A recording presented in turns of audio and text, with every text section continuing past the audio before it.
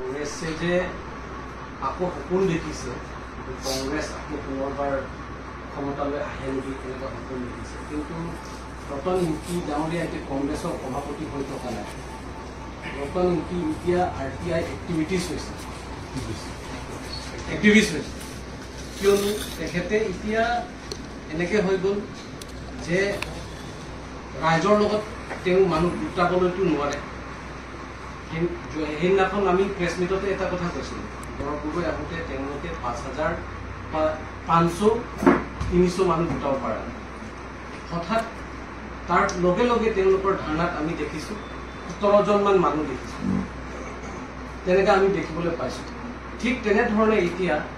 ৰাইজে কংগ্ৰেছৰ প্ৰতি গম পাই গ'ল যে ৰাইজৰ পক্ষত কংগ্ৰেছে কাম নকৰে যাৰ ফলত কংগ্ৰেছৰ ৰতন ইংকি যেতিয়া কংগ্ৰেছৰ সভাপতি হৈছিল কাৰ্বি আংলঙত তাৰ লগে লগে বহুত কংগ্ৰেছ কৰ্মী নেতাসকলে মহিলা কংগ্ৰেছ কমিটিৰ পৰা আদি কৰি ব্লক কংগ্ৰেছৰ লিডাৰবিলাকৰ পৰা আৰম্ভ কৰি বহুত কংগ্ৰেছৰ লিডাৰ আৰু ৰাইজে বিজেপি স্বীকাৰ কৰা হ'ল এতিয়া তেওঁলোকৰ লগত নাই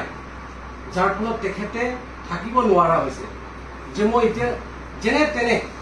হ'লেও কোনে কাম কৰি আছে কাৰ্বি আংলঙৰ সাহিত্য পৰিষদৰ আমাৰ মুখ্য কাৰ্যবাহিনী সদস্য সন্মানীয় ডক্টৰ তুলিৰাম ৰহাং ছাৰে দিনক দিনে ৰাতিপুৱাৰ পৰা ৰাতিলৈকে কাম কৰাত এৰা নেপেৰা কাম কৰাত যিটো দেখিল তেখেতৰ উন্নয়নৰ মূলক যোনটো দেখিছে ৰাইজে আঁকোৱালি লৈছে এই কথাটো তেওঁ কেনেধৰণে যে আমি মিছা কৈও তেখেতক আমি বদনাম কৰিব পাৰোঁ সেই নাটকহে ৰতন ইংকি কৰি আছে বুলি আমি দেখিবলৈ পাইছোঁ কিয়নো ফৰেষ্টৰ বুলি নহয় এতিয়া ক'বলৈ গ'লে সাহিত্য পৰিষদৰ মানে যদি আমি ইয়াৰলি যোনটো বাজেটৰ কথা আহে 400 crore মান টকা আহে তাৰ ভিতৰতে আপোনালোকক আমি কাগজো দি দিম 15 crore মান টকাত ফৰেষ্টতে খৰচা হয় 15 crore 90 lakhs মান টকা ইয়াৰলি টকা আহে তাৰ মাজতো কংগ্ৰেছৰ কিবা ফৰেষ্টৰ মাজতো বিভাগ আছে ইয়াৰ ইষ্ট বেছৰ কথা আছে তো এই বস্তুবিলাকতো তেখেতে যে স্পষ্ট নহয়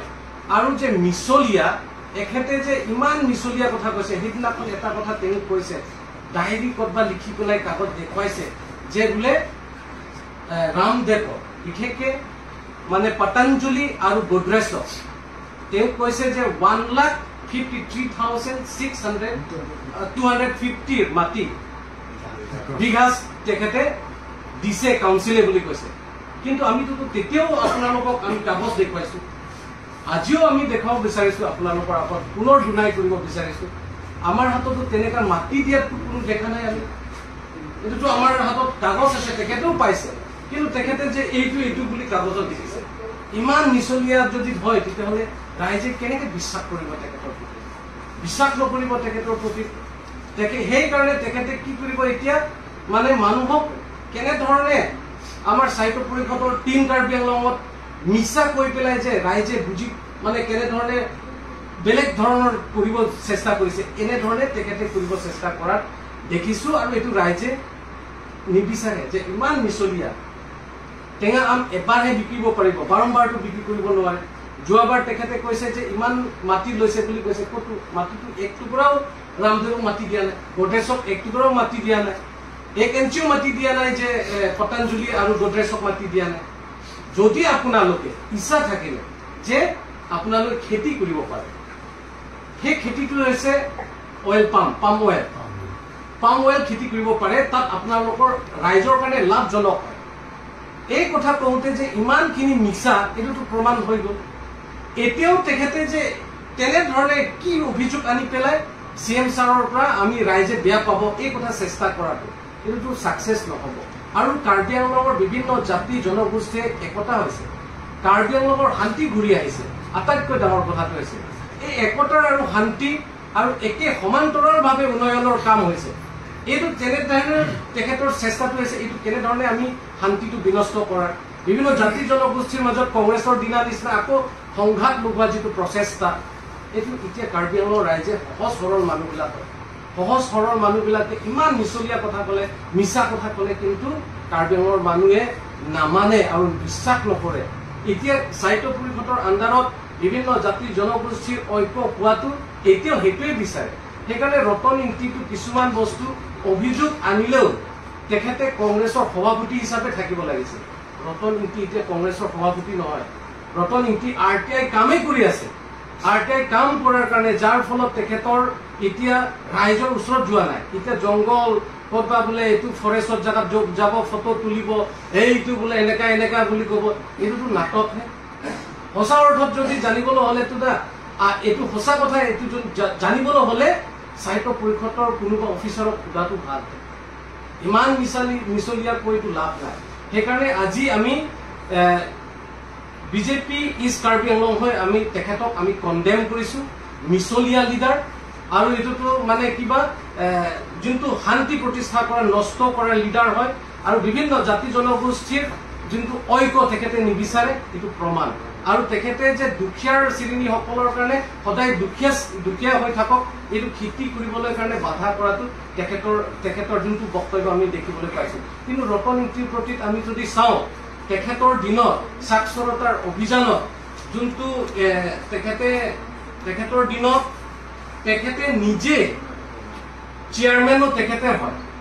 আৰু পইচা ৰিলিজ কৰাটো হয় আৰু তাত এটা বস্তু আপোনালোকে মই কাগজ দি দিম আপোনালোকক সেইদিনাখনো আমি কৈছো আৰু প্ৰয়োজন হলে PWDৰ কথা আমি উদঙাই দিম আজি আমি সাক্ষৰতাৰ অভিযানৰ কথা আমি ক'ব বিচাৰিছো যোনটো সেই আজিৰ পৰা তেতিয়া সময়ত এডুকেশ্যন সময়ত আপোনালোকে চাব এটা চাইকেলৰ দাম 50 টকাকে লিখা আছে ইয়াত 50,000 কথা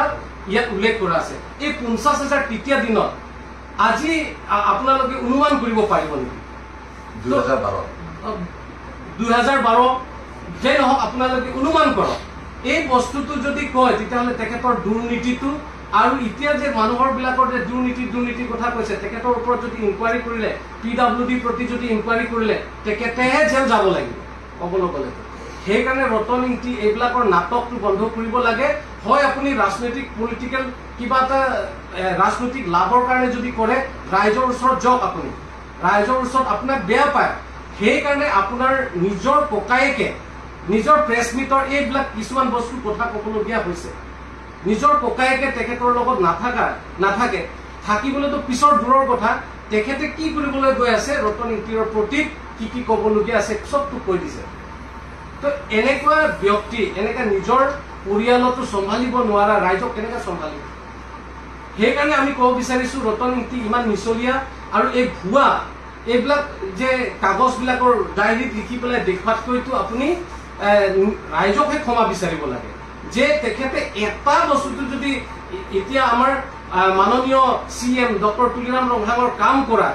ক'তবা বোলে এইটো ডিফু অঞ্চলত একো ৰাস্তাত মানে ইমান ডেভেলপ হৈছে একো এটা বস্তু দেখা নাই ইয়াত বহুত ধৰণৰ ডেভেলপমেণ্ট হৈছে কাছা ষ্টেডিয়াম নিচিনা মেডিকেল কলেজ নিচিনা ইউনিভাৰ্চিটি নিচিনা এতিয়া লাহে লাহে বহুত ডেভেলপমেণ্ট হৈছে আনফালে ৱেষ্ট কাৰ্বি আংলঙতো ডাঙৰ ৰাস্তা লৈ গৈছে এইটো হাওৰা ঘাটৰ পৰা ৱেষ্ট কাৰ্বি আংলঙৰ দকমুকাৰ পৰা ৰংবংৱে এইবিলাক ৰাস্তা যদি তেখেতে দেখুওৱা নাই বা আগৰ তেওঁলোকৰ দিনত কেতিয়াবা আপোনালোকে গম পাইছে নেকি কংগ্ৰেছৰ তেখেতৰ সময়ত তেওঁলোকৰ সময়ত যে